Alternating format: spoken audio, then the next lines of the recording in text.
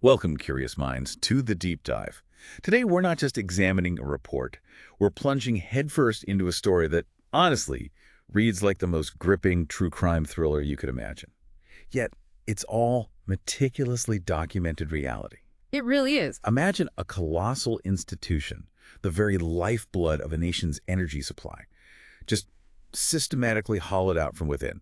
We're talking about a clandestine network, backroom deals, sudden unexplained power shifts, and individuals seemingly pulling all the strings from the shadows, bringing a critical national asset right to its knees. It is indeed a chilling narrative, and it lays bare how a powerful state-owned enterprise, Eskom, once a globally recognized leader in its field, became the unwitting target of this calculated and really intricate manipulation. Yeah. This isn't just a tale of mismanagement or, a few poor decisions. It's a stark blueprint of systemic state capture. Exactly. Our mission today is to unpack one of the most explosive and detailed chapters from the Zondo Commission of Inquiry into State Capture. The shocking unraveling of Eskom, South Africa's state-owned power utility. We will navigate the intricate details of this unfolding drama, much like, as you said, a true crime investigation. You'll meet the key players, the dramatis personae, if you will. You'll understand their suspicious maneuvers and will delve into the damning evidence that came to light. It's all meticulously laid bare in extensive excerpts from the Commission's reports, specifically parts 4.3 Eskom and 4.4 Eskom. And understanding the story, it really goes far beyond just revisiting the past, doesn't it? It really does. It's about recognizing these insidious patterns of corruption, the inherent vulnerabilities within vital public institutions, and importantly, the constant vigilance required to protect them from similar schemes happening again. Crucial insights, hopefully. This deep dive aims to give you crucial insights into how such an elaborate, multi-layered scheme can actually be executed, and, maybe more importantly, what it truly means for the integrity of governance and, frankly, the welfare of an entire nation. So buckle up. We're starting right at the very beginning of the infiltration, tracing those initial steps that allowed this complex web of influence to even take root. So let's begin our investigation. Our story starts with Eskom, a true behemoth. I mean, at one point, it was ranked among the top utilities globally in terms of generation capacity. They're absolutely massive. Responsible for supplying over 90% of South Africa's electricity. It's an absolute cornerstone of the country's economy, generating power from, well, a mix of sources: coal, nuclear, hydro, diesel. A whole mix. But by late 2014, this mighty institution was definitely showing signs of significant strain. It was plagued by widespread mismanagement, persistent corruption allegations, serious breaches of the Public Finance Management Act, the PFMA. Which is key. That's the rule book for public money. Right, the core law dictating how public funds are managed responsibly. And crucially, there was this palpable decline in staff morale. You could feel it. Yeah. In essence, it was ripe for the taking, vulnerable to these external forces. And what becomes immediately fascinating, I think, in the Zondo Commission's findings is how this capture didn't begin with some grand, immediate heist of funds, No big bank robbery. Exactly. Instead, it commenced with a subtle yet profoundly significant reshaping of Eskom's highest governance body, the board of directors. Right at the top. It wasn't a frontal assault, but more like a silent, strategic infiltration, carefully positioning key individuals to gain control from within. And this highlights a crucial, often underestimated early warning sign of state capture. Influencing who sits on the board literally opens the door to everything else that follows. And that silent infiltration, that foundational move, it really kicks off in December 2014. On December 10th of that year, Cabinet formally approved a new board of directors for Eskom. The Minister of Public Enterprises at the time was Mrs. Lynn Brown. Now, the Zondo Commission report makes a damning and unequivocal finding here. It states, point blank, that Mrs. Lynn Brown was working with the Guptas. Wow, straight out. Yeah, this isn't conjecture or hearsay. It's a conclusion drawn directly from compelling evidence. Things like cell phone records from November 2014 to March 2015, which show multiple calls between Minister Brown and a Mr. Salim Essa. Salim Essa, a name we'll hear a lot. Absolutely. The report identifies him as a key Gupta associate. Now, Minister Brown, of course, has consistently denied any association or involvement with Essa or the Guptas in relation to these specific matters. But the timing of these communications is just absolutely critical, wouldn't you say? Absolutely. November 2014, that's the month before the new board was officially appointed. And that's when these key calls are happening. Right. It suggests a premeditated, carefully orchestrated influence over the very composition of the board. It signals that the entire process might have been compromised right from the outset. It raises huge questions. It really does. Why would a minister be in such frequent contact with individuals not formally connected to the government or Eskom's governance structure, especially concerning such a pivotal appointment? It just doesn't track. And it gets even more specific, showing the alleged depth of this external influence. Mr. Zolotsasi, who was reappointed as chairperson, he'd served on the previous board, he later testified under oath to the commission. Okay, what did he say? He stated that Minister Brown, in a private meeting, and get this, in the presence of none other than Mr. Tony Gupta and Mr. Essa. Both of them, in the room. Both of them. She literally instructed him on the precise composition of various board committees. Whoa. Think about the implications of that. A sitting government minister, allegedly with powerful private individuals present, dictating the internal committee structures for a state-owned entity as vital as Eskom. That's jaw-dropping. Now, Minister Brown has vehemently denied that this meeting ever took place at her residence, or that she had any such association. But Tsatsi's testimony stands. Well, this specific detail, if true, it profoundly underscores the level of external control being exerted. It signals an unparalleled disregard for proper governance protocols, a clear indication that external influences were operating at the highest echelons of decision-making, just bypassing all formal channels. Totally. It highlights how quickly an institution's autonomy can just be eroded when its leadership is compromised like that. Absolutely. And the composition of this new board is where the story gets really interesting, because it begins to reveal this distinct pattern. A pattern. Yeah, a pattern of individuals with alleged ties to the Guptas finding their way into critical positions, basically laying the groundwork for everything that was to come. Let's look at some of the key individuals, the dramatis personae of this act, who were brought onto the Eskom board. Okay, let's name names based on the report, of course. Based on the report. Yeah. First, we have Mr. Romeo Khumalo. The earlier state of capture report, that was an initial government inquiry, had already identified him with potential conflicts of interest. So, red flags already existed. Yes.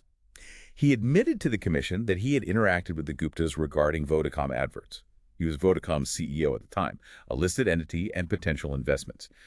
But he firmly denied discussing anything related to Eskom in those interactions. Okay. He even mentioned being invited to a lavish Gupta wedding at Sun City back in 2013, but stated he declined to attend.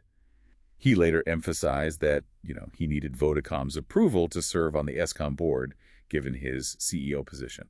Right, so while Mr. Khumalo's explanations might seem to distance him from direct involvement in the capture, his prior association and business discussions with the family later proven to be central to state capture, even if not directly about Eskom. It becomes highly suspicious when you view it as part of this larger, deliberate pattern of appointments. Exactly. It's the context. His presence, regardless of his intent, just contributed to the network's increasing density around Eskom. Next, consider Mr. Mark Pominski. He openly admitted to the commission that he was a close associate of the Guptas. Admitted it? Okay. Yeah. He claimed he applied for the board position through a general advertisement he saw in the Sunday Times. However, the Zondo report meticulously identifies him as a director of ORE, an entity that was 64% owned by Mr. Atul Gupta. Direct business link. Direct. Furthermore, ORE held a 74% share in Shiva Uranium, and Sagita, another key Gupta company we'll hear more about, held 19.6% in Shiva Uranium. That's a direct, undeniable link to the Gupta family's business interests right there, sitting on Eskom's board. Mr. Pominski's dual role, serving on the Eskom board while holding directorships in Gupta-owned mining entities that would later directly transact with Eskom. I mean, that represents a glaring, undeniable conflict of interest. A huge conflict. This positioning strategically placed him as an internal enabler, someone who could facilitate the Gupta network's commercial interests right from within Eskom's governance structure.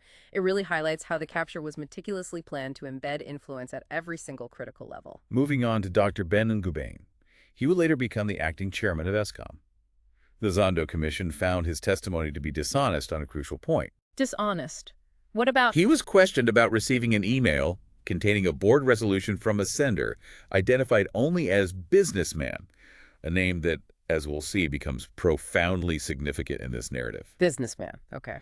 Dr. Ngubane denied knowing the sender, all while the commission found he did know it was Mr. Salim Essa. Ah, Essa again, so he knew. The commission believes he knew. He then admitted that the resolution was subsequently passed by the board as it was. Just pushed through. Just pushed through. He also exchanged further emails with businessmen regarding a media statement about Eskom's position on Tegeta, another Gupta-linked entity. This demonstrates a direct line of communication and, frankly, a compliance from a future chairman to a key Gupta associate. This is a critical piece of evidence. It illustrates the deliberate attempt to conceal the true nature of their relationships.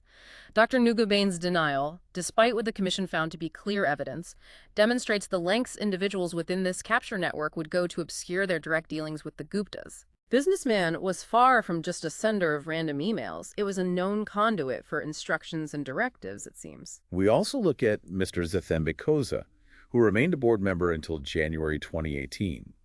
A former Eskom general manager, Mr. Kulani Kwoma, provided testimony that Mr. Koza had privately described Minister Lynn Brown as captured and taking instructions directly from the G brothers, the Gupta brothers. He said that privately. Captured. That's the testimony. While Mr. Koza denied ever receiving calls from Salim Essa or Tony Gupta, cell phone records obtained by the Commission tell a different story. Let me guess. They show 6 calls with Essa and 2 with Tony Gupta between March 2015 and November 2016. The cold, hard numbers don't lie. The stark contradiction between Mr. Koza's private admission of capture, allegedly, and his public denial of contact with the Guptas. It just highlights the immense pressure and perhaps complicity within this network. Seems likely. His claim that any calls were brief or inconsequential doesn't negate the very fact of contact, especially when it aligns with this broader pattern of interactions we're seeing. Then there's Mrs. Vinay Klein. The report identifies a R150,000 POSIN payment from Samed Bullion, an entity that was clearly associated with the Guptas, directly to her. Okay, a payment. What was her explanation? She maintained that this payment was simply a loan from a trusted acquaintance with no nefarious intent. This pattern of unexplained payments, often disguised as loans or for, ambiguous reasons, it's a common feature observed across many state capture investigations, isn't it? It really is. It's a mechanism frequently employed to obscure the true nature of financial transactions and provide benefits to those within the network without clear accountability. And Mrs. Natia Kriam, her cell phone records revealed 10 conversations with Ajay Gupta and Tony Gupta between March and December 2015, and significantly, 8 of those calls were initiated by her. She called them 8 times. That's what the records show. She attempted to explain these as merely networking calls, a common professional activity. Again, the sheer volume and, crucially, her initiation of the majority of these calls. Despite her explanation, it suggests a deeper, more intentional engagement than simple networking, particularly when you view it within the context of the rapidly unfolding events at Eskom and the wider capture scheme. It just doesn't look right. Doesn't quite add up. Finally, for this critical list of appointments, Mrs. Virashini Naidu. She was identified as the spouse of Mr. Kuben Moodley. Kuben Moodley, another name. Yes, a known Gupta associate and former advisor to Minister Zwane, who we'll definitely hear more about later. That's another indirect yet highly significant familial tie connecting a board member directly to the Gupta network. So the interconnectedness of these individuals, whether it's through direct calls, shared business interests, these ambiguous payments, or even familial ties, it paints a truly compelling picture of a deliberately constructed network. It really does. It wasn't just a series of coincidences, it was a clear, strategic pattern of infiltration, designed explicitly to control the flow of information and decisions at Eskom. And while these individuals formed the human network, the capture required, well, a digital lifeline. That brings us to a crucial piece of evidence that acted as a veritable smoking gun. The Zondo report meticulously details the repeated use of a specific email address, infoportal1@zoho.com. Infoportal1. Infoportal1@zoho.com. This address was definitively identified as being used by Mr. Salim Essa, the same businessman we heard about earlier. Okay, so businessman is Essa, using this address. Exactly. This seemingly innocuous email address became a central conduit, receiving highly sensitive Eskom information. Things like personal visa details for key Eskom executives like Mr. Koko and his family, and even leaked internal legal advice intended solely for Eskom's eyes. Infoportal1@zoho.com. It effectively became this critical, almost symbolic channel for shadow governance, didn't it? Completely. It allowed the Gupta network to bypass all formal, secure channels, receive confidential information directly, and, most damningly, effectively issue directives and monitor internal Eskom operations. It was an off-the-books communication link for what really amounted to a parallel power structure running alongside Eskom. It unequivocally placed Salim Essa right at the heart of Eskom's confidential operations, granting him unprecedented, unauthorized access and influence. So, with this new board in place, carefully selected, seemingly compromised, the stage was now perfectly set for the next chilling act in this drama. The systematic removal of any remaining obstacle. Right, so the new board is formed, packed with individuals showing these, let's say, suspicious links. We now move into Act 2, the purge and the new faces. This part of the story truly feels like a palace coup, orchestrated and executed from the highest levels of power, designed purely to consolidate control.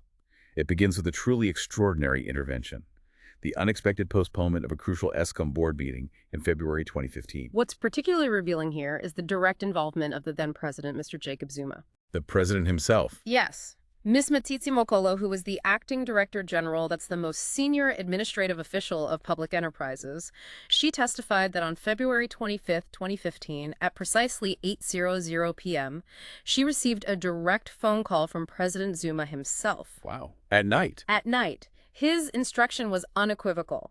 She was to postpone the Eskom board meeting that was scheduled for the very next day. She must have been stunned. Well, Mrs. Mokolo, understandably, was taken aback by this unprecedented directive. She recounted that it was highly unusual for them at the Department of Public Enterprises to even be aware of the specific timing of Eskom board meetings, let alone to be instructed to intervene. They shouldn't be involved at that level. Exactly. But President Zuma was insistent. He reportedly told her he wasn't asking, but informing her of the need for the postponement. He claimed he couldn't reach the minister, so as the acting DG, she had to personally call the chairperson, Mr. Tsotsi, and postpone it until the minister returned. So passing the buck, kind of. It seems like it. And Mr. Tsotsi, the chairperson, provided corroborating testimony.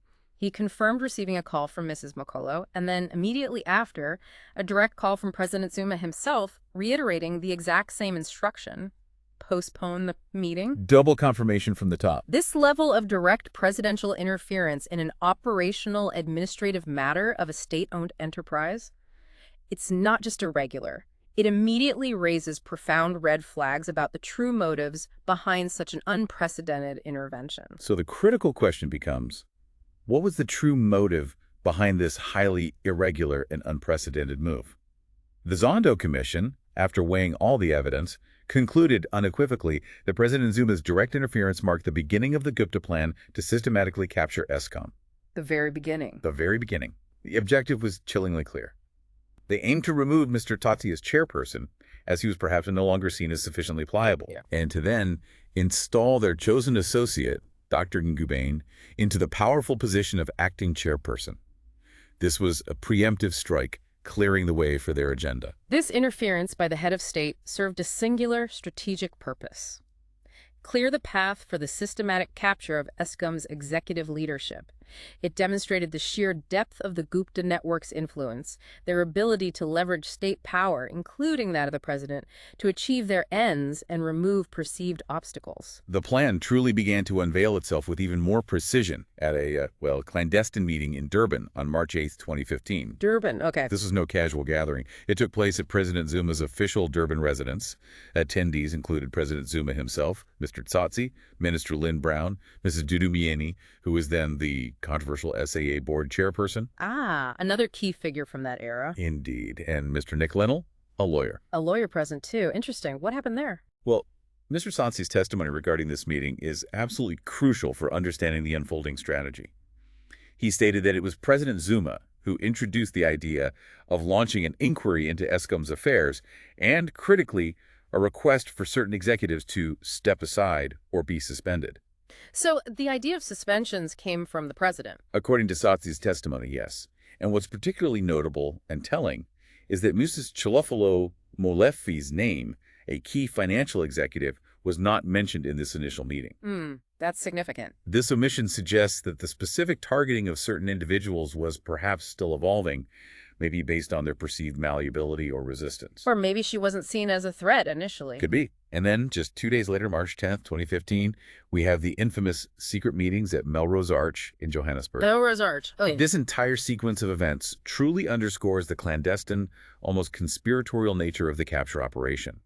Mrs. Suzanne Daniels, who was Eskom's head of legal at the time, provided damning testimony. Your head of legal, what did she say? She stated she was called by Mr. Coco to Melrose Arch, where she met Mr. Salim Essa. Essa again. Who introduced himself, brazenly, as Minister Brown's advisor. As the minister's advisor. Wow. She was then instructed to hand in her cell phone at reception, a clear measure to prevent tracing or recording, and was ushered into a boardroom with no company name displayed on his door. Anonymous. Deniable. Wow, very cloak and dagger.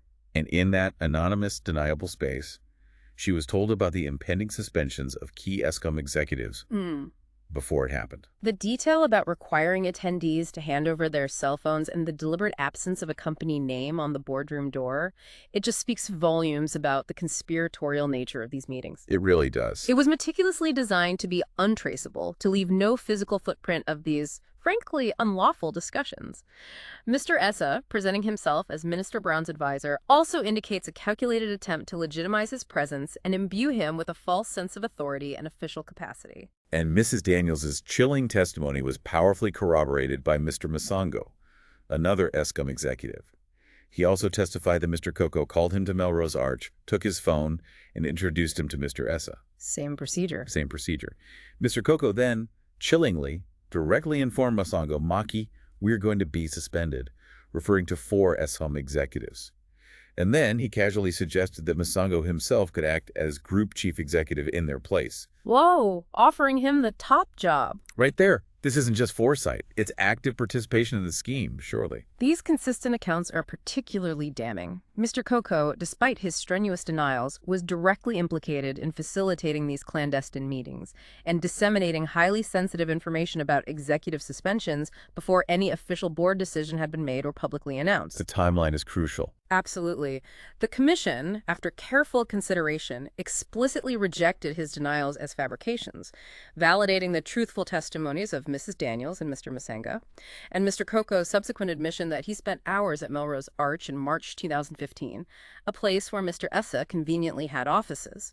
Well, that further undermined any semblance of his innocence. Doesn't look good. And so, the purge, the systematic elimination of perceived obstacles, truly begins. On March 11th and 12th, 2015, 4 high-ranking Eskom executives were formally suspended. Who were they again? Mr. Shadiso Matona, the group CEO, Mr. Shilofolo Molefe, the financial director, Mr. Machila Coco, group executive for technology and commercial, and Mr. Dan Marican. Okay, the 4 names from the meeting. Well, almost. What makes this purge particularly egregious is Minister Brown's alleged and implied role. Mr. Satsi testified that at a crucial meeting on March 11th, Minister Brown impliedly instructed the board to suspend these 4 executives. Impliedly instructed. How does that work? The implication was clear, according to Satsi. This was a clear overreach of her authority, as she, as a shareholder representative, had absolutely no business issuing direct instructions on what should be considered an operational matter, like employee suspensions. Right, that's management's job, not the minister's. Exactly. And critically, Ms. Shilofelo Mole's name was notably added to the suspension list by Minister Brown, despite her not having been mentioned in that earlier Durban meeting with President Zuma. Ah, so she was the add-on. She was the add-on. This suggests a targeted removal, specifically bringing her into the crosshairs. So Ms. Molefe was clearly seen as an immediate obstacle to whatever the unfolding agenda was. It certainly looks that way.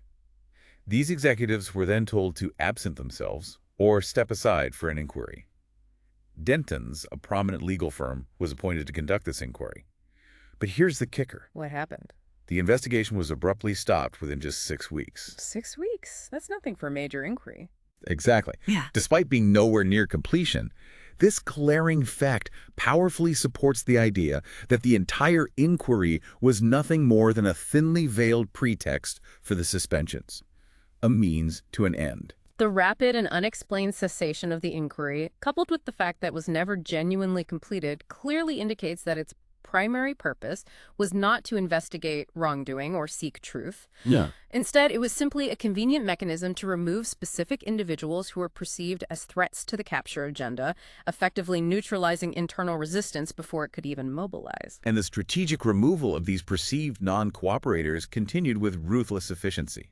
Mr. Matona, the group CEO, for instance, was paid a 12-month salary equivalent in a settlement, millions of rands, just to secure his resignation. Paid to leave. Made to leave. President Zuma himself, in what appears to be a consoling yet, maybe self-serving gesture, reportedly told Mr. Matona, "What happened at Eskom, it has got absolutely nothing to do with you. It is not a reflection upon you. You got caught up in the middle of the spaghetti." Caught up in the middle of a spaghetti. That's quite a phrase. It is.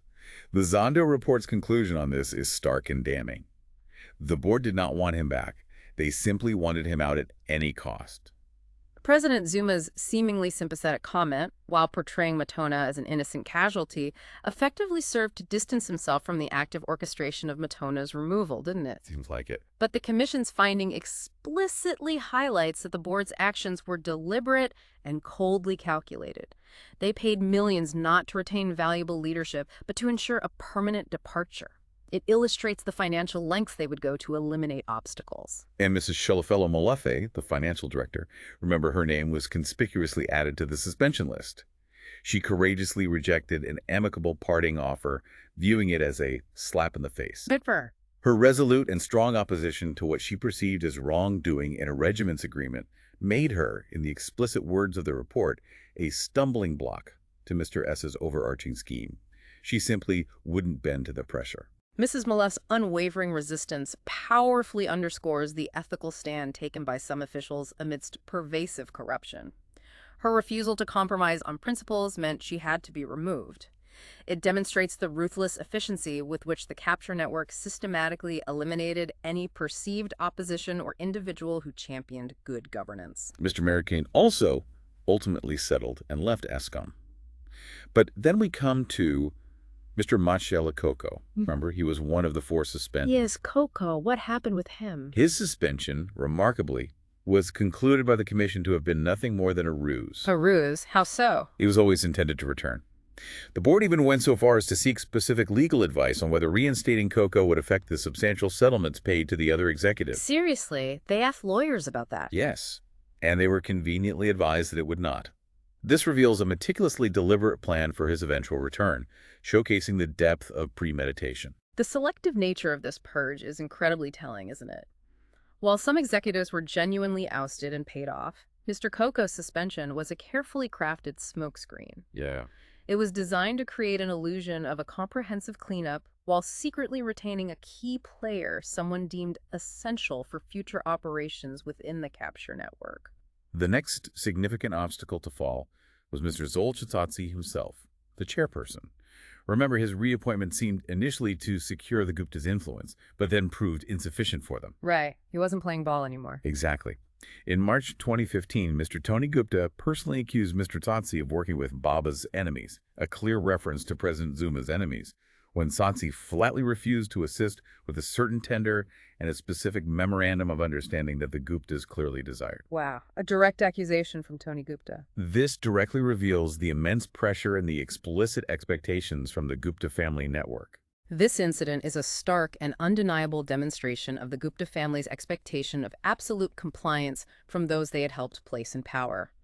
When Mr. Tsatsi, despite his earlier perceived malleability, refused to directly facilitate their self-serving commercial interests, he was immediately branded an enemy and swiftly targeted for removal. It illustrates the swift and brutal consequences of non-cooperation. The board then quickly expressed a unanimous loss of confidence in Mr. Tsatsi, providing a convenient official reason for his ouster. And here's an astonishing detail that really hammers home the extent of their control. What is it? Mr. Sulling Essa and Mr. Hawa from Oak Bay, the Gupta-owned company, brazenly drafted a public statement for Dr. Ingubane, the new acting chairman, to issue, announcing Tsatsi's removal even before the board officially removed him through due process. They wrote the press release beforehand. Yes, that level of audacious control is truly shocking. This is, without a doubt, one of the most brazen and revealing examples of the capture. An external private entity with direct links to the Guptas, drafting an official statement for a state-owned enterprise's acting chairman, announcing the removal of the current chairman before the official process had even concluded. It just screams of complete and utter control. Total control. Alongside an utter disregard for proper governance and corporate procedures, it illustrates the Guptas' absolute confidence in their power. And the purges continued, ruthlessly eliminating any remaining voices of dissent. In April 2015, Mr. Norman Beloy was also removed from the board. Beloy, why him? He was the only board member who had bravely spoken against the executive suspensions at that crucial P&G meeting on March 11th. He repeatedly cautioned against haste and demanded more information and due process. He was a lone dissenter who dared to question the unfolding agenda. Mr. Beloy's removal starkly illustrates the zero-tolerance policy for internal dissent within the capture network. His adherence to proper process and his courageous questioning of the executive suspensions made him a direct and immediate threat to the meticulously orchestrated plan. It sent a chilling message to any other potential internal critics. Stay silent. And the method of his removal was equally telling. It was based on fabricated charges. Fabricated? How? Mr. Coco, surprisingly, emailed Dr. Ngubane, falsely accusing Beloy of trying to influence him to go to the CCMA, that's the Commission for Conciliation, Mediation, and Arbitration, which handles labor disputes, thus, quote, working against the board. So Coco accused him falsely. That's what the commission found. The board then conveniently obtained a legal opinion based entirely on Coco's false claim, which ultimately led to Beloy's removal. This is a clear case of deliberate manipulation and outright retaliation against someone upholding ethical standards. The use of fabricated charges against a dissenting board member demonstrates the lengths to which the capture network would go to eliminate any and all opposition. It also highlights the active complicity of individuals like Mr. Coco in subverting Eskom's interests and undermining its internal governance structure for the benefit of the capture scheme. So with the key obstacles systematically removed, the new faces, the dependables, as the report suggests. The chosen ones. The chosen ones, who were aligned with the capture agenda, could now be brought in. The Zondo report states that Mr. Brian Moleff was appointed acting group CEO from April 20th, 2015, and subsequently became the permanent group CEO. But here's the crucial, almost prophetic detail. What's that? Mr. Salim Nessa had already told Mr. Henry Bester back in 2014 that Mr. Brian Moleff would be the next group CEO of Eskom. He knew in 2014, before any of this. That's the testimony. This foreknowledge, dating back to 2014, is nothing less than a smoking gun. It clearly indicates that the Guptas had prior knowledge and direct, undeniable influence over such a critically important appointment, even before the formal processes began. It suggests the whole thing was planned well in advance. Seems so. Mr. Moleff and Mr. Anosh Singh were effectively moved from Transnet, another state-owned entity, where they had allegedly already demonstrated their dependability, to the Guptas, to execute the very same strategy of capture at Eskom. Right, bringing the playbook from Transnet to Eskom. And alongside Moleff came Mr. Anoy Singh as the new chief financial officer. Their appointment process was notoriously irregular and a stark violation of standard procedures. How so? Neither vacancy was publicly advertised. The Eskom board submitted only one name, Moleff's, for the group CEO position to the minister, openly defying widely accepted guidelines that required a slate of 3 names for a truly competitive selection process. Just one name, no choice. No choice presented. The legal advice endorsing this highly irregular appointment was later deemed clearly wrong by the commission. The blatant circumvention of competitive appointment processes is a hallmark of state capture, isn't it? Absolutely. It systematically allows for the placement of pre-selected individuals, those who are already aligned with the capture agenda, rather than individuals chosen for their merit or qualification. This directly undermines good governance and further solidified the network's illicit control over Eskom's key executive positions. And then there's the strategically important appointment of Mr. Mosbensi Dwayne as Minister of Mineral Resources. Zwan! We heard his name mentioned earlier. Yes. His appointment was, in the Commission's view, on the probabilities influenced by the Guptas. Influenced by the Guptas. He was deliberately brought into the National Assembly specifically for this critical role, despite a documented poor performance as a member of the Executive Council, an MEC, like a provincial minister in the Free State province. So not exactly a stellar track record. Not according to the report. It explicitly notes his prior cooperation with the Guptas there, including his role in the infamous Estina Integrated Dairy Project. The Vrede Dairy Farm, yes. It's exactly. Where a staggering R30 million was believed to have been siphoned off and used for the Guptas' lavish Sun City wedding. He was explicitly referred to, quite tellingly, as a Gupta minister. A Gupta minister. The appointment of someone like that in such a critical portfolio like mineral resources was an instrumental move in the capture strategy. How so? It ensured direct ministerial support and political cover for the capture of Eskom, particularly concerning the highly lucrative coal supply contracts, which fall under mineral resources. This appointment directly aligned government policy and regulatory power with the Gupta's explicit business interests. It truly completes the trifecta of control: compliant executives, a pliable board, and a strategically supportive minister. Wow. So with the key players now strategically positioned, the board thoroughly reshaped, and the leadership clearly aligned with external interests, the stage is now perfectly set for the grand design to truly unfold: the illicit acquisition of Optimum Coal Mine. Okay, now the key players are strategically positioned, the board is reshaped, leadership's aligned. We move into Act 3, the coal mine conspiracy. This is where the capture really begins to generate significant, quantifiable financial benefits for the Gupta network. It showcases the raw commercial exploitation at play. Right, the money starts flowing now. Exactly. It centers on the Optimal Coal Mine, or OCM, and its struggling owner at the time, Glencore, the big multinational commodity trading and mining company. Optimum Coal Mine was a critical asset, vital for supplying coal to Eskom's Hendrina power station. However, due to a deeply unfavorable 1993 coal supply agreement, OCM was locked into selling coal to Eskom at prices far below the market rate. A legacy contract that was crippling them. Absolutely. This resulted in substantial ongoing losses for Glencore, relentlessly bleeding its assets and putting OCM in a precarious, financially unviable position. And as if that wasn't enough financial pressure, Eskom itself had calculated a staggering R2.1 billion penalty entitlement against Glencore for non-compliant coal deliveries, claiming the quality delivered was subpar. 2.1 billion, that's huge. Massive. Glencore naturally vehemently disputed this figure. Negotiations were ongoing, but Glencore was effectively being squeezed dry from all sides, making OCM a prime target for someone. This severe financial distress of Optimum Coal Mine under Glencore's ownership created the perfect, ripe opportunity for the capture network. The mine was already in a deeply vulnerable state, making it an incredibly attractive target for acquisition at a severely distressed, bargain price. And this vulnerability wasn't accidental. The report suggests it was deliberately exploited. And Eskom's new leadership, under the newly appointed Mr. Brian Moleff, wasted no time in adopting an aggressive, uncompromising stance towards Glencore. Upon becoming acting group CEO on April 20th, 2015, The day he started, Mr. Moleff decisively terminated the negotiations with Glencore. He insisted Eskom would rigidly hold Glencore to the original, highly unfavorable terms of the 1993 coal supply agreement and would not agree to any amendments.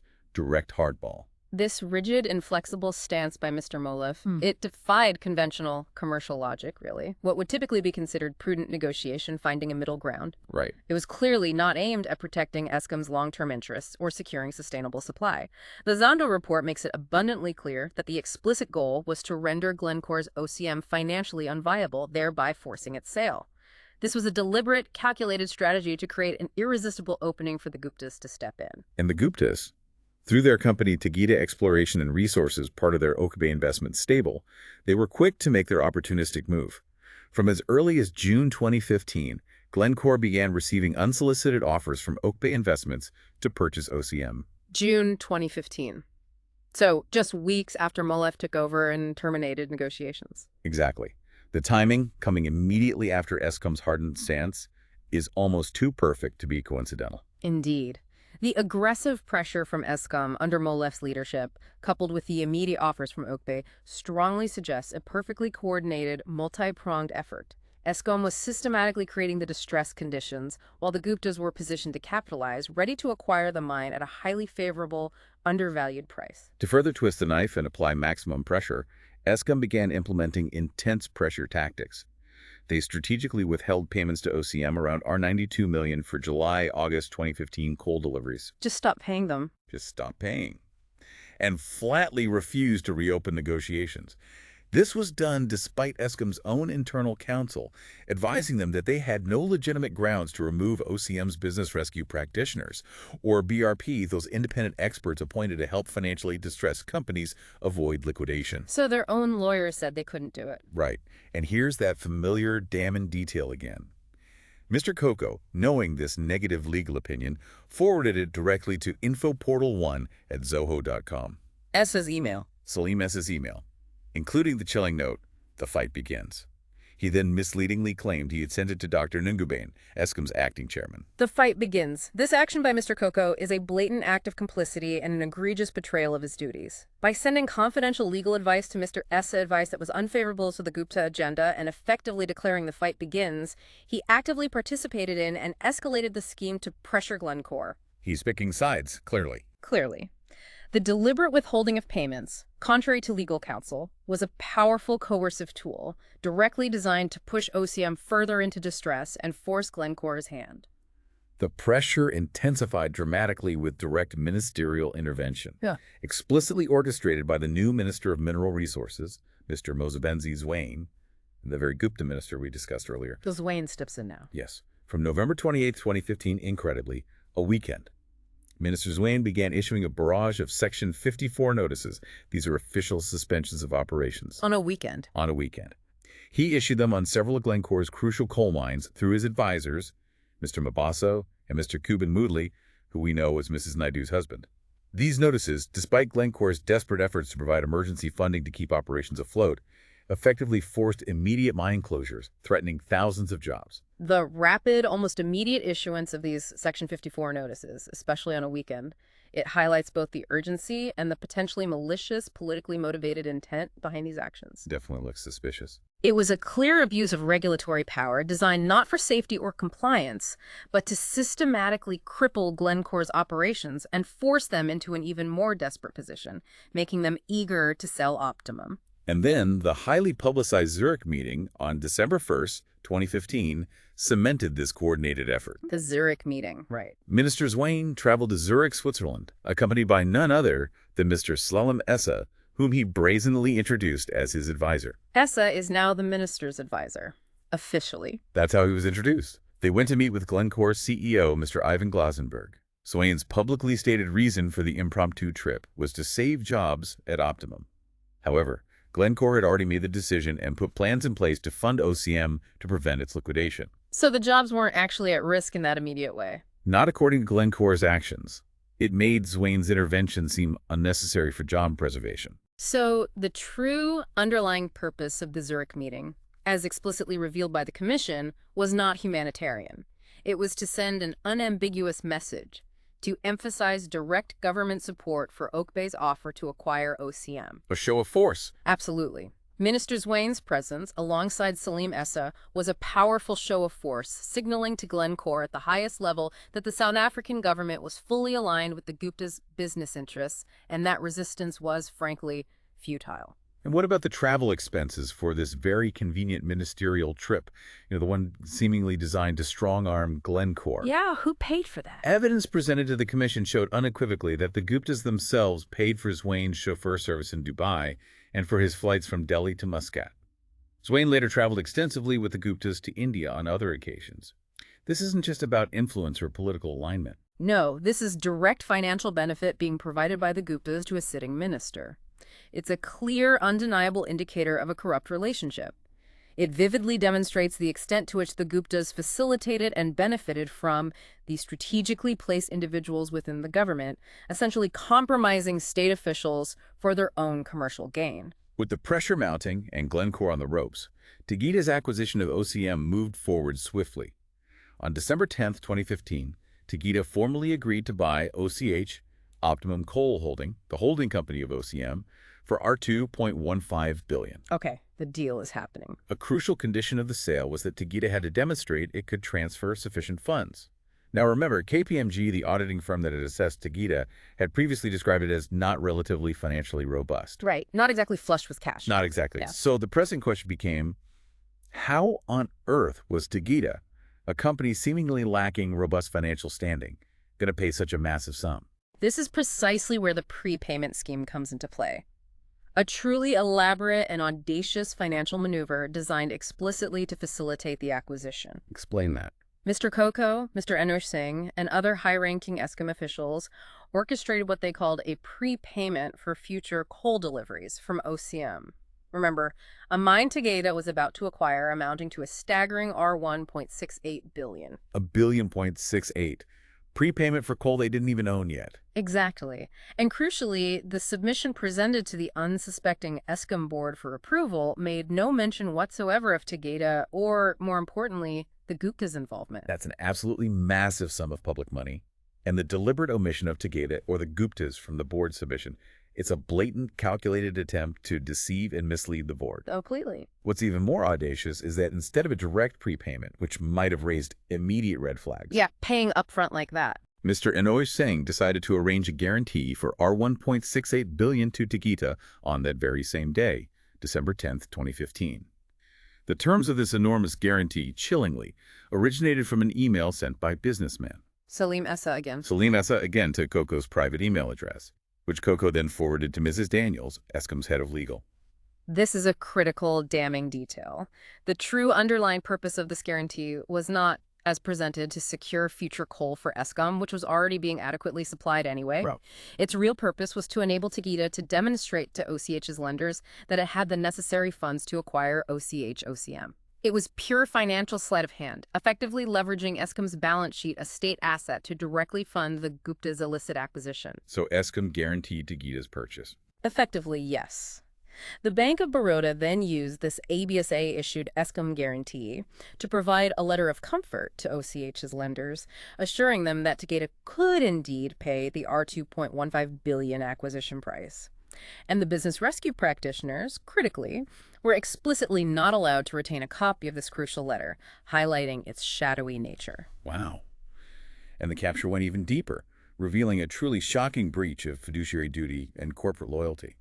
Mr. Mark Pomensky. Yeah. Remember him? The board member with the Gupta links? Yes. Despite his clearly conflicted position as both a close Gupta associate and an Eskom board member, he went so far as to directly advise the Guptas to have Eskom withdraw its massive R2.17 billion penalty claim against Glencore. He told the Guptas to get Eskom to drop the claim. That's the finding.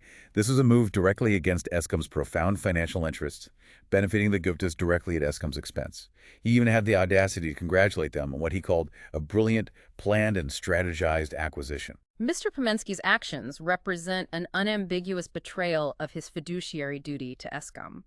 He actively worked to benefit the Guptas, his external associates, at the direct expense of the very state-owned entity he was entrusted to govern. Unbelievable. This clearly highlights how deeply compromised individuals on the board facilitated the capture from within, actively working against the interests of the institution they were meant to serve. His congratulatory message, celebrating a scheme that unequivocally harmed Eskom. It just speaks volumes about his true allegiance. The web of influence is getting thicker, and the money, Eskom's money, is flowing directly into the hands of the capture network. But the schemes weren't limited to just coal mines. They extended into the sophisticated, often opaque world of consulting services, draining even further resources. Right, so we've thoroughly examined how the Guptas, leveraging their strategically aligned individuals within Eskom's board and executive, orchestrated the audacious takeover of Optimum Coal Mine, effectively using Eskom's own balance sheet. But the schemes and the systematic draining of public funds didn't stop there. Act 4, which we call the consultant's cash, reveals yet another highly sophisticated avenue of capture. This one involving major international consulting firms and a labyrinth of unlawful payments. What's particularly revealing here is the clear emergence of a specific consulting nexus. McKinsey & Company, the global consulting giant, partnered with Regiments Capital, a local firm, which later controversially morphed into Trillion Capital Partners. Trillion, another key name. Absolutely. Both Regiments and Trillion were intrinsically linked to Mr. Salim Essa, that familiar and notorious name we've encountered repeatedly throughout this narrative. He's everywhere. He really is. This specific partnership had already established a distinct pattern of securing sole source contracts at other state-owned enterprises like Transnet and South African Airways, and now that very same modus operandi, that blueprint for capture, was meticulously brought to Eskom. And the financial numbers associated with this particular avenue of capture are truly staggering. McKinsey received nearly R1.9 billion across its contracts at Eskom, Transnet, and SAA. 1.9 billion, just for consulting. That's an incredible, almost incomprehensible amount of money. particularly when you start questioning the alleged value and legality of the services rendered. The consistent and repeated use of sole source contracts with this particular consortium across multiple state-owned enterprises, it signals something far beyond legitimate procurement, doesn't it? What's that way? It points to a prearranged, deliberately orchestrated strategy rather than a fair and open competitive process. It explicitly bypasses competitive bidding, which is a fundamental safeguard designed to ensure fair pricing, value for money, and transparency for public funds. Now let's delve into the specific Internal Consulting Unit, or ICU, proposal that initiated this stream of payments at Eskom. McKinsey and Regiments jointly submitted this proposal to Eskom on April 20th, 2015. Let me guess. The day Molefe started. The exact same day Mr. Brian Molefe officially started his tenure as Eskom's acting group CEO. The proposal was presented with the promise of delivering huge savings for Eskom by building this internal consulting capability. The timing, once again, is an undeniable red flag. Mr. Brian Molefe and Mr. Anoj Singh having just arrived from Transnet where they allegedly perfected this scheme.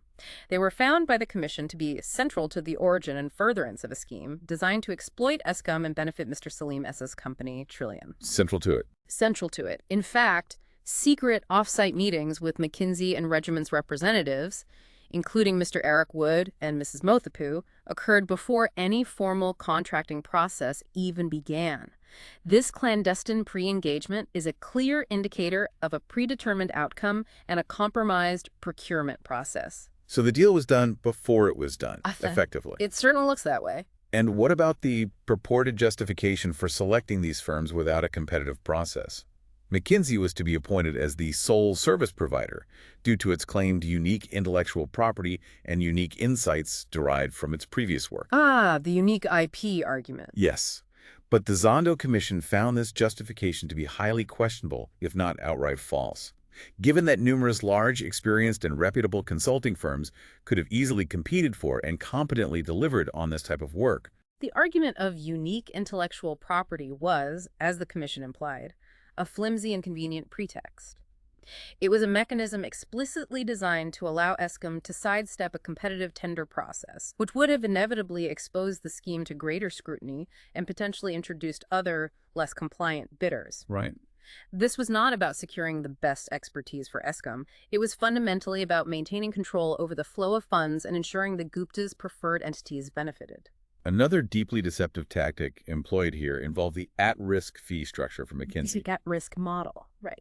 The proposal stipulated that McKinsey would be paid based on a percentage of the savings it allegedly realized for Eskom, with no upfront cash outlay.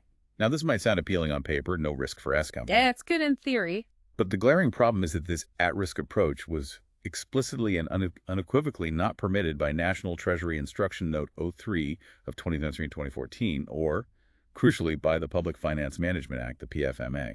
It was illegal. This represents a fundamental and deliberate legal breach of the highest order.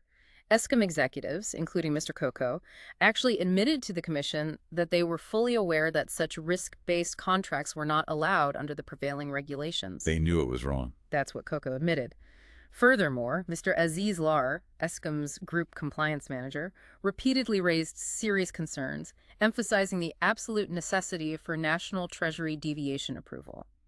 Yet, he was reportedly taken to task by Mr. Coco for holding up the process. So the compliance guy gets shut down. Exactly. To make matters worse, Eskom executives later attempted to retroactively justify this illegal arrangement by relying on a severely misinterpreted email from a National Treasury official, Mr. Solly Shitangano, as confirmation that deviation approval was, in fact, not required.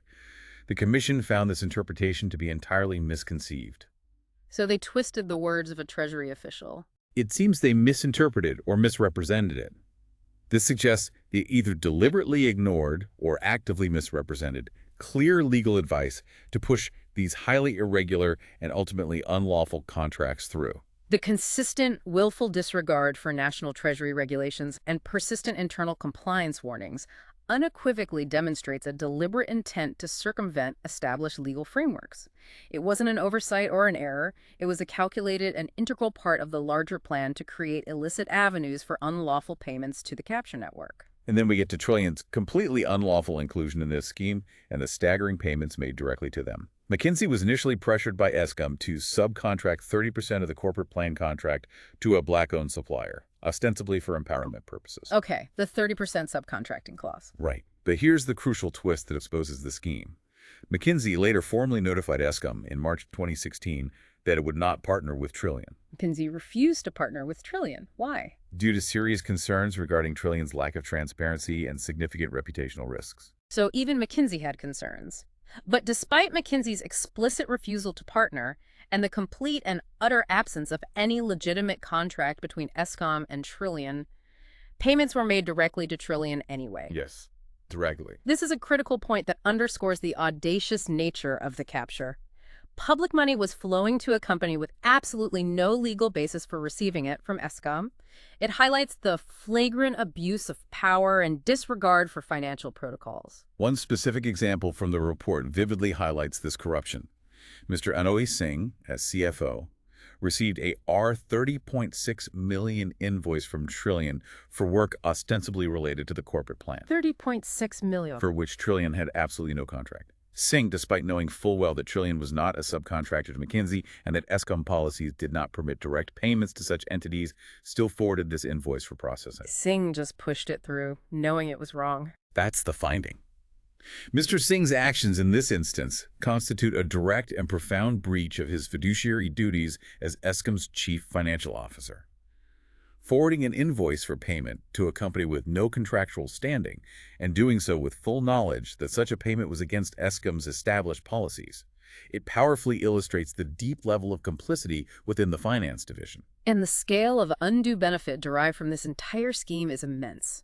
McKinsey's R1.1 billion payment derived from the MSA and 2015 contracts was nearly 10 times what it had earned from Eskom previously. 10 times. And even more shockingly, payments to Trillion from these two contracts alone amounted to a staggering R595.2 million. Nearly 600 million ran to Trillion with no contract. That's what the report indicates. This is public money, siphoned directly from Eskom, meant for critical infrastructure, landing straight into the hands of the capture network.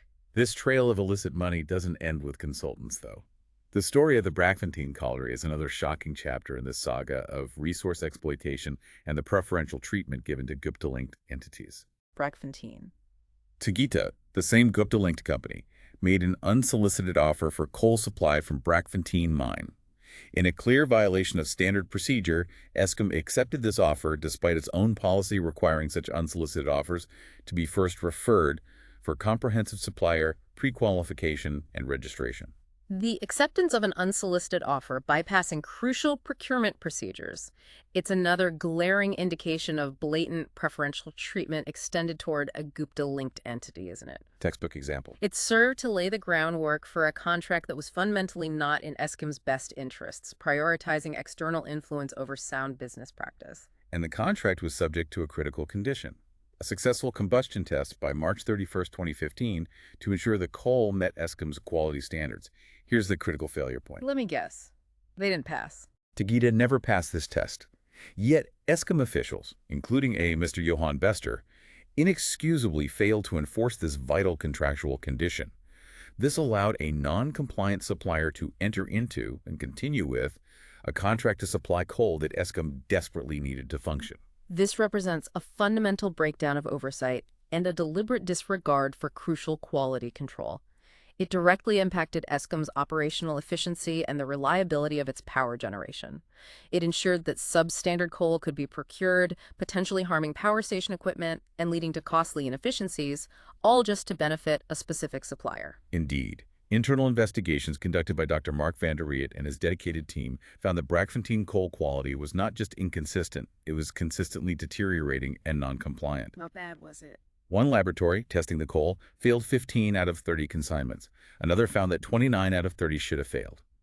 This wasn't a minor issue. It was rampant, widespread quality failure of a critical resource. The repeated failure of stringent quality tests, coupled with the subsequent suppression of these alarming findings, demonstrates a deliberate and concerted effort to prioritize the Gupta-linked supplier, Gupta, over Eskom's fundamental operational needs and its contractual obligations.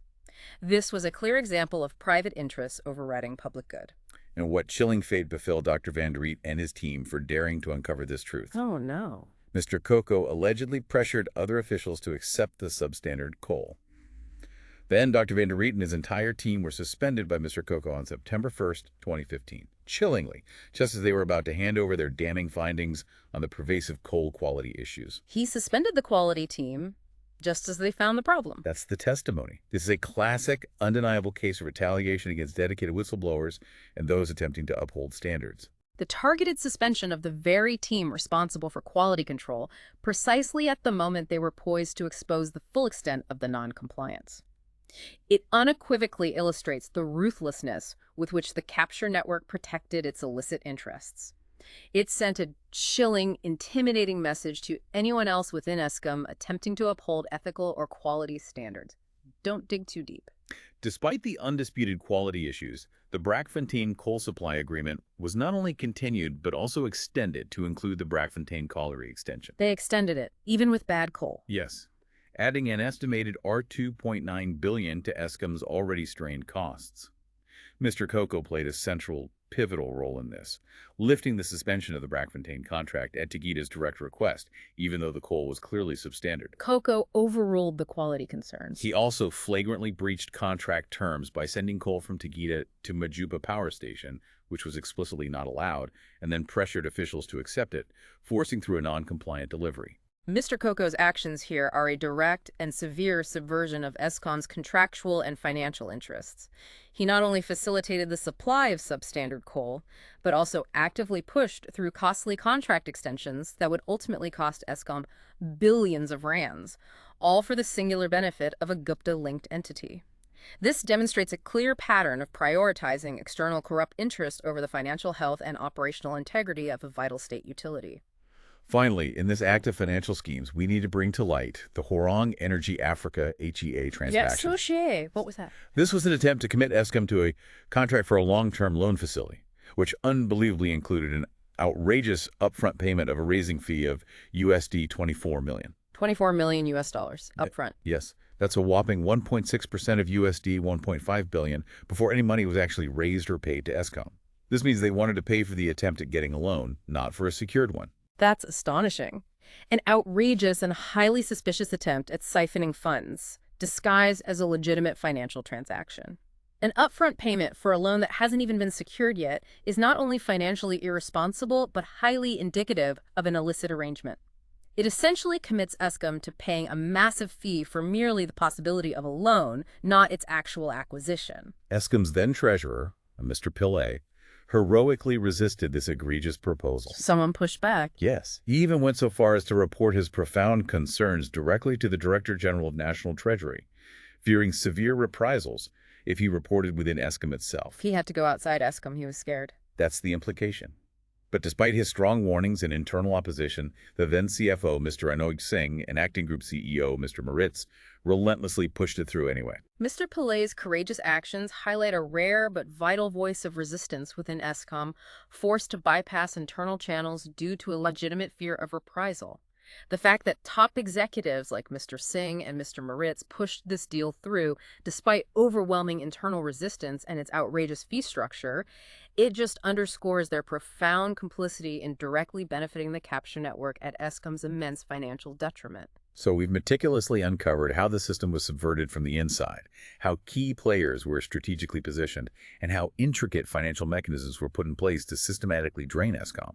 But how did all of this come to light, and what are the severe, lasting consequences of such a calculated capture? Right, we've navigated this complex, deeply chilling labyrinth of deception, pervasive influence, and blatant financial misconduct. We've watched in detail as Eskom, a critical national asset, was systematically hollowed out from within. Now in Act 5, the web unravels. We turn our attention to the inescapable consequences and the long-awaited reckoning for those involved. The Zondo Commission's enduring strength lies in its meticulous, painstaking collection of evidence, which ultimately created undeniable, incontrovertible trails of corruption. One of the most significant smoking guns in this investigation was the repeated clandestine use of that infoportal1@zoho.com email address. Infoportal1 again. Definitively identified as Mr. Salim S's private conduit. This address was found to have received a torrent of highly sensitive Eskom documents, confidential legal opinions, internal communications regarding executive movements, contracts, financial dealings, The lot. Everything. It proved a direct, undeniable, and clandestine link between the Gupta's illicit network and key compromised Eskom officials. It's truly incredible to think about the sheer volume and sensitivity of information that was funneled through that single, seemingly innocuous email address, completely bypassing all official and secure channels. And beyond just emails, the Commission unearthed direct physical evidence of lavish travel and deeply compromising personal favors. Evidence showed unequivocally that Mr. Salim Etha, or various Gupta entities, directly paid for Mr. Koko's family visas to Dubai. Paid for visas? Yes, and for Mr. Anoy Singh's numerous international flights, despite vehement and consistent denials from both officials. Such personal illicit benefits directly contradict their claims of impartiality, innocence, and non-association with the Guptas, don't they? Completely. These payments were clearly intended as incentives or rewards for their active cooperation and complicity in the capture scheme. Furthermore, the Commission painstakingly obtained detailed cell phone records showing a damning pattern of calls between Mr. Koko and both the Gupta brothers and Salim Essa, directly contradicting Mr. Koko's earlier sworn denials. The hard evidence, the cold facts, simply speak for themselves. So after laying bare this intricate web of corruption, what does this all truly mean for Eskom and, by extension, for every single citizen of South Africa? The cost of this systemic capture is nothing short of devastating. Absolutely devastating. The cascade of systematic irregularities, the proliferation of unlawful contracts, and the sheer volume of wasteful expenditure led directly to severe liquidity problems for Eskom. It threatened the utility's very ability to generate electricity for the nation and plunged it into an existential crisis. The financial ruin inflicted upon Eskom was immense and far-reaching. This resulted in multiple successive credit rating downgrades for the utility. Chunk status. Exactly, making it significantly harder and exponentially more expensive for Eskom to secure the necessary funding for its critical operations, including vital maintenance and future expansion projects. And this profound financial distress directly impacts the availability, reliability, and ultimately the cost of electricity for all South Africans. It makes blackouts a frequent and painful reality. And it burdens the national fiscus too, right? Requiring massive bailouts. Massive bailouts, diverting funds that could have gone to other crucial public services like healthcare or education. And it wasn't just a financial collapse. It was a catastrophic and deliberate failure of governance at the highest levels. The 2014 Eskom board and its senior executives repeatedly denied any wrongdoing despite overwhelming evidence. They ran everything. Worse still, they actively and deliberately obstructed legitimate legal steps aimed at challenging the irregular contracts and recovering the illicit payments. They utterly failed to safeguard Eskom's financial interests and prevent irregular, fruitless, and wasteful expenditure.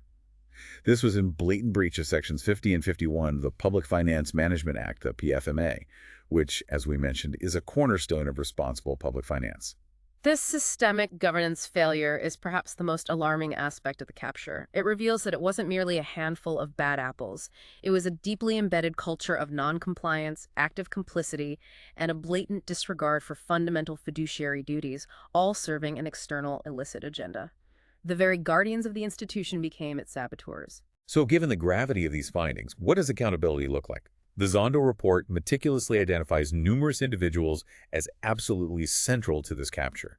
They are effectively the dramatis personae of this unfolding tragedy. Right. On the side of the orchestrators, we have the Gupta family members themselves, Mr. Tony Gupta and Mr. Ajay Gupta, and their key associates, like Mr. Salim Essa, Mr. Ravindra Nath, Mr. Jacques Tegeta, and Mr. Kuban Moodley. Within Eskom itself, the directly implicated executives include Mr. Brian Malef, Mr. Anoy Singh, Mr. Machala Koko, Mrs. Ann Daniels, Mr. Vusi Mboweni, Dr. Ayanda Nateta, Mr. Edwin Mabelane, and Mr. Prish Govender. These were the internal enablers, the individuals who actively facilitated and executed the illicit schemes from within Eskom's operational structure. And on the Eskom board, the report implicates Dr. Benegabane, Mr. Mark Pomensky, Mr. Zathemi Koza, Mrs. Natsia Karim, Ms. Vanetta Klein, and Ms. Varoshini Naidu. These individuals, through their direct actions, their calculated inactions, or their complicity, enabled the capture from the highest governance level of the utility, failing completely in their oversight duties. And the political figures involved are also crucial, providing the necessary top cover and directives for the capture to unfold. These include President Zuma, Minister Lynn Brown, and Minister Mozembe Zwine, along with Mr. Joel Rafala from the Department of Mineral Resources. Their political influence and directives were instrumental in creating the enabling environment for the scheme. The report details numerous serious breaches of law that go far beyond mere mismanagement. The implicated officials acted in clear breach of the Public Finance Management Act, specifically Sections 50, 51, and 86(2). That last one makes it a direct criminal offense for accounting authorities to willfully or grossly negligently fail to comply with their duties. A criminal offense baked into the PFMA itself. Exactly. Furthermore, they prima facie contravene Sections 3, 4, 12, 1, and 21 of the Prevention and Combating of Corrupt Activities Act, or PROCICA. That's South Africa's key legislation for prosecuting corruption, bribery, and money laundering. These are not minor infringements. These are serious criminal offenses, betraying public trust and misusing public money. This is not simply a matter of poor management or administrative oversight. It is a clear indication of widespread criminal conduct. The very legal framework designed to protect public funds and institutions was systematically undermined and violated by those explicitly entrusted to uphold it. Yeah. The financial impact of these breaches runs into billions and billions of rands, representing funds that could have been used for critical infrastructure development or improving service delivery for ordinary South Africans. The Zondo Commission highlights the gravity of these financial crimes and, by extension, the imperative for the state to pursue all available avenues for asset recovery to reclaim these illicitly gained funds. And the Zondo Commission doesn't just lay out the facts or identify the culprits. It makes concrete recommendations for future action and prosecution. It specifically recommends that the National Prosecuting Authority, the NPA, carefully consider criminal prosecution for various officials, people like Mr. Koko, Mr. Mboweni, Dr. Nteta, and Mr. Rue, for clear contraventions of legislation and policies. So direct calls for prosecution. Yes. It also calls for further extensive investigation into the broader pre-SECO offenses, indicating the scope for potentially more charges down the line. And beyond individual accountability, which is paramount, the report emphasizes a profound systemic issue. The way board members and executives of state-owned enterprises are appointed must fundamentally change to prevent any future state capture. Address the root cause. Exactly. It calls for deep systemic reform, recognizing that the inherent vulnerabilities that allowed Eskom's capture are deeply embedded within the very governance structures of SOEs across the country. It's a call to address not just the symptoms, but the root cause of institutional compromise. It truly is a call for a complete overhaul of how public institutions are managed, protected, and staffed, ensuring that such a devastating erosion of trust and resources can never, ever happen again.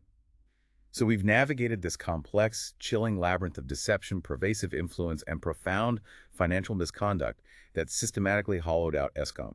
From the initial compromised board appointments, directly influenced by the Gupta network, Right back at the start, to the intricate schemes involving the forced acquisition of Optimum coal mine and the complicit consulting contracts with powerful firms like McKinsey, Regiments, and Trillion. The overwhelming evidence paints a devastatingly clear picture of calculated, systemic capture. This deep dive serves as a stark, undeniable reminder of how seemingly small concessions, unchecked influence, and a pervasive failure to adhere to even basic governance principles can snowball with terrifying speed into a national crisis. Terrifying speed is right. The profound impact on Eskom, a foundational institution whose stability directly affects every household and business, reverberates across South Africa. It powerfully highlights the critical importance of strong ethical leadership and robust, uncompromised oversight in all public institutions. It's not just a historical account. It's a living, breathing lesson in the vulnerabilities of public trust. As we conclude this deep dive, consider this. The Zondo Commission has meticulously laid bare with overwhelming detail how state capture happened at Eskom. It has identified the players, the methods, and the devastating costs. But the real question that lingers for all of us, and perhaps the most important one for the future of any society, is what practical, enforceable mechanisms can we, as a collective society, truly put in place to ensure that such an intricate, destructive web of corruption can never be spun again within our vital institutions? That is the question. The answer to that profound question will ultimately define the future, shaping whether lessons are truly learned or if history is doomed to repeat itself. A truly profound thought indeed. It's not just about prosecuting the past, but fundamentally safeguarding the future. Absolutely. Thank you for joining us on the Deep Dive. We'll be back soon with another vital exploration.